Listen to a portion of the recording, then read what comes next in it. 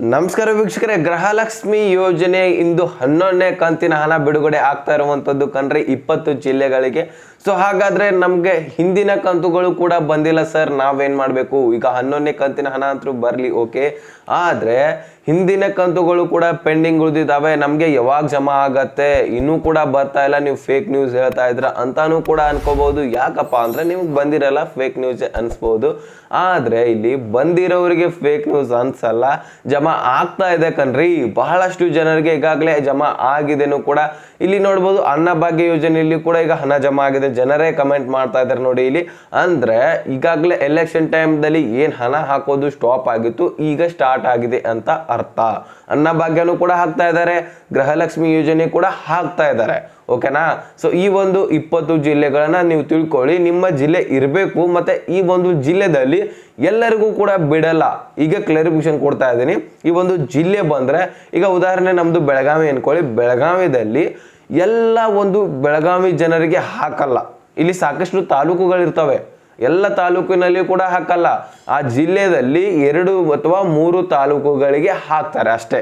ಮತ್ತೆ ಬೇರೆ ಬೇರೆ ಜಿಲ್ಲೆದಲ್ಲಿ ಬೇರೆ ಬೇರೆ ತಾಲೂಕುಗಳಿಗೆ ಹಾಕ್ತಾರೆ, ಮತ್ತೆ ಬೇರೆ ಬೇರೆ ಜಿಲ್ಲೆದಲ್ಲಿ ಬೇರೆ ಬೇರೆ ತಾಲೂಕುಗಳಿಗೆ ಹಾಕ್ತಾರೆ, ಮತ್ತೆ ರಿಪೀಟ್ ಬೆಳಗಾವಿಗೆ ಬರ್ತಾರೆ.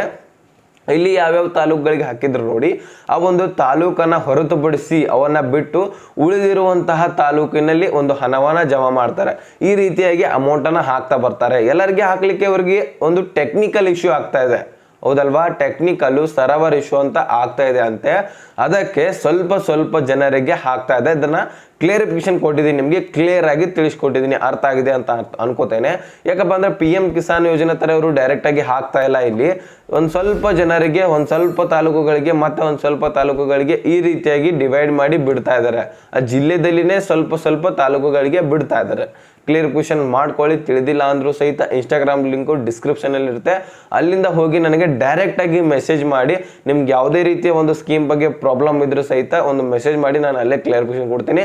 ಬಹಳಷ್ಟು ಜನ ಅದೇ ಒಂದು ಸ್ಕೀಮ್ ಬಗ್ಗೆ ಕೇಳಿದ್ರೆ ಆ ಒಂದು ಸ್ಕೀಮ್ ಬಗ್ಗೆ ಒಂದು ಹೊಸ ವಿಡಿಯೋ ಮಾಡಿ ನಿಮಗೆ ತಿಳಿಸ್ಕೊಡ್ತೀನಿ, ಓಕೆನಾ? ಈಗ ಒಂದು ಡೈರೆಕ್ಟ್ ಆಗಿ ಪಾಯಿಂಟ್ಗೆ ಬಂದ್ಬಿಡ್ತೀನಿ. ಹಿಂದಿನ ಕಂತುಗಳು ಒಂದು ಪೆಂಡಿಂಗ್ ಉಳಿದಿದ್ರೆ ಏನ್ ಮಾಡಬೇಕು, ಇದೊಂದು ಕ್ವಶನ್ ಇದೆ. ನೆಕ್ಸ್ಟ್ 20 ಜಿಲ್ಲೆಗಳನ್ನ ತಿಳಿಸ್ಕೊಡ್ತೀನಿ. ಆ ಒಂದು ಪೆಂಡಿಂಗ್ ಇರುವಂತಹ ಹಣದ ಬಗ್ಗೆ ಲಕ್ಷ್ಮಿ ಹೆಬ್ಬಾಳ್ಕರ್ ಅವರು ಹೇಳಿದ್ದೇನು?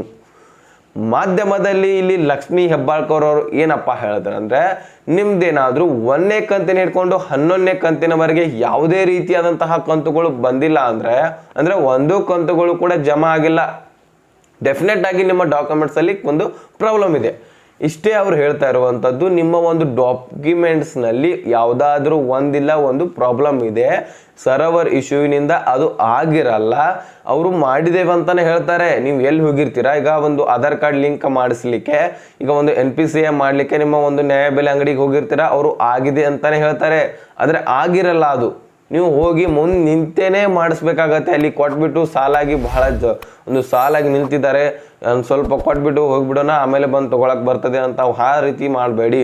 ನೀವೇ ನಿಂತು ಖುದ್ದಾಗಿ ನೋಡಿ ಅಲ್ಲಿ ಏನ್ ಮಾಡ್ತಾರೆ ಏನಿಲ್ಲ ಅಂತ ಚೆಕ್ ಮಾಡ್ಕೊಂಡು NPCI ಲಿಂಕ್ ಆದ್ರೆ ಮಾತ್ರ ಅವಾಗ ತೆಗೆದುಕೊಂಡು ಬಂದು ಮತ್ತೊಂದು ಸಾರಿ ಅರ್ಜಿ ಸಲ್ಲಿಸಬೇಕು. ಈಗಾಗಲೇ ಅರ್ಜಿ ಸಲ್ಲಿಸಿದ್ರೆ ಆಗಲ್ಲ, ಮತ್ತೊಂದು ಸಾರಿ ಅರ್ಜಿ ಸಲ್ಲಿಸಬೇಕು. ಮತ್ತೆ ನೀವು ಈಗಾಗಲೇ ಅರ್ಜಿಯನ್ನ ಸಲ್ಲಿಸಿರ್ತೀರಾ, ಮತ್ತೆ ಹಣವನ್ನ ಪಡಿತಾ ಇರ್ತೀರಾ. ಈಗ 1 ಕಂತು 2 ಕಂತು 3 ಕಂತು ಪಡೆದಿರ್ತೀರಾ, ಆಮೇಲೆ ಯಾವುದೇ ಕಾರಣದಿಂದ ಅದಕ್ಕೆ ಆಧಾರ್ ಕಾರ್ಡ್ ತಿದ್ದುಪಡಿ ಮಾಡ್ಕೋತೀರಾ, ಅಂದ್ರೆ ಸ್ಥಳಾಂತರ ಮಾಡಿರ್ತೀರಾ, ಒಂದು ಅಡ್ರೆಸ್ ಲಿಂಕ್ ಒಂದು ತಪ್ಪಾಗಿ ಅಡ್ರೆಸ್ ಅನ್ನ ತಿದ್ದುಪಡಿ ಮಾಡ್ಕೊಂಡಿರ್ತೀರಾ, ಅಥವಾ ನಂಬರ್ ಚೇಂಜ್ ಆಗಿರುತ್ತೆ, ಒಂದು ನಂಬರ್ ಕಳೆದಿರುತ್ತೆ, ನಂಬರ್ನ ಚೇಂಜ್ ಮಾಡ್ಕೋತೀರಾ.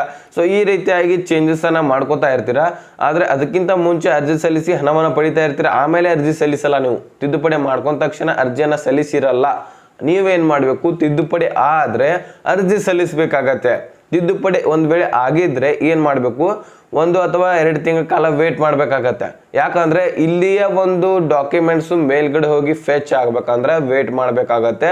ಇಲ್ಲ ಅಂದ್ರೆ ನಿಮ್ಗೆ ತಕ್ಷಣವೇ ಒಂದು ಹಣ ಬೇಕಪ್ಪ, ಇದೇ ತಿಂಗಳು ನಮ್ಗೆ ಹಣ ಬೇಕಪ್ಪ ಅಂದ್ರೆ ಮತ್ತೊಂದ್ಸರಿ ಅರ್ಜಿ ಸಲ್ಲಿಸಬೇಕಾಗತ್ತೆ. ಆ ಒಂದು ಮೇಲ್ಗಡೆ ಈಗಾಗಲೇ ಹೋಗಿರುವಂತಹ ಅರ್ಜಿ ಅದನ್ನ ಕ್ಲೋಸ್ ಮಾಡ್ತಾರೆ, ಈ ಒಂದು ಅರ್ಜಿಯನ್ನ ಸಲ್ಲಿಸ್ತಾರೆ, ಓಕೆ, ಕ್ಲಾರಿಫಿಕೇಶನ್ ಸಿಗ್ತಾ ಅಂತ ಅನ್ಕೋತೇನೆ. ಈಗಾಗಲೇ ಯಾರಾದರೂ ತಿದ್ದುಪಡಿ ಮಾಡ್ಕೊಂಡಿದ್ದೆ ಆದರೆ ಬಹಳಷ್ಟು ಜನ ತಿದ್ದುಪಡಿ ಮಾಡ್ಕೊಂಡಿರ್ತೀರಾ, ಆಧಾರ್ ಕಾರ್ಡು ಅಪ್ಡೇಟ್ ಮಾಡ್ಕೊಂಡಿರ್ತೀರಾ, NPC ಒಂದು ಪ್ಯಾನ್ ಕಾರ್ಡ್ ಕೂಡ ಅದು ಇದು ಅಂತ ಏನೋ ಡಾಕ್ಯುಮೆಂಟ್ಸ್ ಚೇಂಜ್ ಮಾಡ್ಕೊಂಡಿರ್ತೀರಾ. ಸೊ ಬೇಗನೆ ಹೋಗಿ ಮತ್ತೊಂದ್ಸಾರಿ ಅರ್ಜಿಯನ್ನು ಸಲ್ಲಿಸಿ, ಇದೊಂದೇ ಇರೋದು ಸೊಲ್ಯೂಷನ್ ಅಂತ ಒಂದು ಲಕ್ಷ್ಮೀ ಹೆಬ್ಬಾಳ್ಕರ್ ಅವರು ಮಾಹಿತಿಯನ್ನು ತಿಳಿಸಿದ್ದಾರೆ. ಅದನ್ನು ನಾನು ನಿಮಗೆ ತಿಳಿಸ್ಕೊಟ್ಟಿದ್ದೀನಿ. ಓಕೆನಾ, ಇದಿಷ್ಟು ಕ್ಲಾರಿಫಿಕೇಶನ್ ಸಿಗ್ತಾ ಅಂತ ಅನ್ಕೋತೇನೆ. ಆದಷ್ಟು ಯಾರ್ಯಾರ್ದು ಏನೇನು ಆಗಿದೆ ನೋಡಿ ಮತ್ತೊಂದ್ಸರಿ ಅರ್ಜಿ ಸಲ್ಲಿಸುವ ಮುಖಾಂತರ ಈ ಒಂದು ಹಣವನ್ನ ಪಡಿತಾ ಹೋಗ್ಬೋದು ನೋಡಿ. ಇಷ್ಟೇ.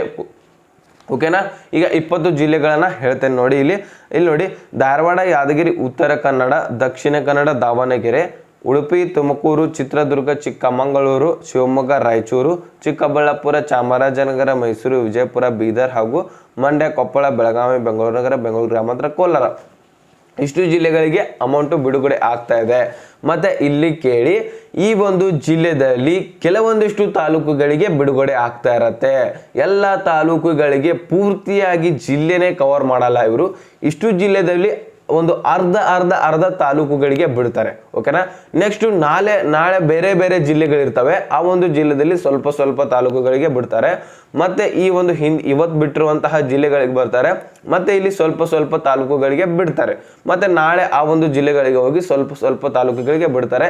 ಈ ರೀತಿಯಾಗಿ ಈ ಜಿಲ್ಲೆ ಆ ಜಿಲ್ಲೆ ಒಳಗೆ ಸ್ವಲ್ಪ ಜನರಿಗೆ ಈ ರೀತಿ ಮಾಡಿ 1 ತಿಂಗಳವರೆಗೂ ಒಂದು ಕಂತು ಕ್ಲಿಯರ್ ಮಾಡ್ತಾರೆ. ಈಗ 11ನೇ ಕಂತು ಜೂನ್ನಲ್ಲಿ ಪೂರ್ತಿಯಾಗಿ ಕವರ್ ಮಾಡಿದ್ರೆ ಜುಲೈನಲ್ಲಿ 12ನೇ ಕಂತು ರಿಲೀಸ್ ಮಾಡ್ತಾರೆ. ಈ ತಿಂಗಳಲ್ಲಂತೂ 12ನೇ ಕಂತು ರಿಲೀಸ್ ಆಗಲ್ಲ, ಜುಲೈನಲ್ಲಿ 12ನೇ ಕಂತು ರಿಲೀಸ್ ಆಗೋದು ಕಣ್ರಿ. ಸೊ ಕ್ಲಿಯರ್ ಆಗಿ ತಿಳ್ಕೊಳ್ಳಿ.